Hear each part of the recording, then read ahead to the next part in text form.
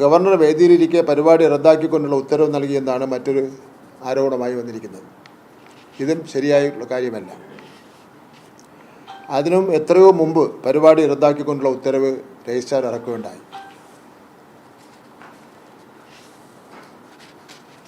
സംഘാടകരുടെ secretary എന്നാൽ ഈ ഉത്തരവ് കൈപ്പറ്റുന്നതിന് വേണ്ടി അവർ വിസമ്മതിച്ചു. തുടർന്നാണ് ഇമെയിൽ ചെയ്യുകയായിരുന്നു. സംഭവ സ്ഥലത്ത് സംഘർഷാവസ്ഥ ഉണ്ടെന്നറിഞ്ഞിട്ടും ഗവർണർ ചടങ്ങിൽ പങ്കെടുത്തു. പരമാവധി സംഘർഷാവസ്ഥ കേരളത്തിൽ ഇത്തരം കാര്യങ്ങളുടെ പേരിൽ നടക്കട്ടെ എന്നുള്ള നിലപാടാണ് ഗവർണർ സ്വീകരിച്ചുകൊണ്ടിരിക്കുന്നത്. മറ്റൊരു ആരോപണം ഭാരതാംബയെ രജിസ്ട്രാർ മാനിച്ചില്ല എന്നാണ് മറ്റൊരു ആരോപണമായി ഉന്നയിക്കപ്പെട്ടിരിക്കുന്നത്. ആരാണ് ഈ ഭാരതാംബ? കാവിക്കൊടി ഏന്തിയ ഒരു സഹോദരി അല്ലെങ്കിൽ ഒരു വനിത. ഇന്ത്യൻ ഭരണഘടനയിൽ ഇതിനെ സംബന്ധിച്ചുള്ള ഒന്നും പറയുന്നില്ല. ഒരു പഞ്ചായത്തിൽ പോലും പാസ്സാക്കിയിട്ടുള്ള കാര്യമല്ല ഇത്.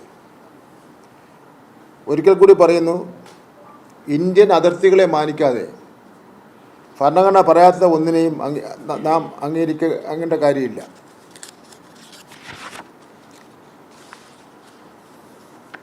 ഗവർണർ രജിസ്ട്രാറോട് അനാദരവ് കാണിച്ചെന്നാണ് മറ്റൊരു ആരോപണം.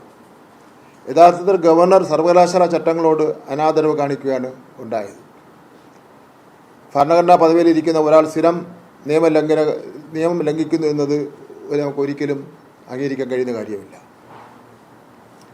ചട്ടലംഘനം നടത്തിയതിനാൽ പരിപാടി റദ്ദാക്കി എന്നറിഞ്ഞിട്ടും പരിപാടിയിൽ പങ്കെടുത്ത ഗവർണറാണ് ഗുരുതരമായിട്ടുള്ള ചട്ടലംഘനം നടത്തിയിരിക്കുന്നത്.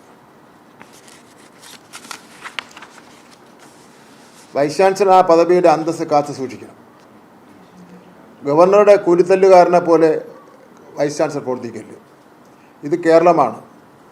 അങ്ങനെയുള്ള ഒരു ചട്ടമ്പിത്തരവും അംഗീകരിച്ചു കൊടുക്കുന്നതിന് വേണ്ടി തയ്യാറല്ല എന്നുള്ള കാര്യം കൂടി സൂചിപ്പിക്കുകയാണ്.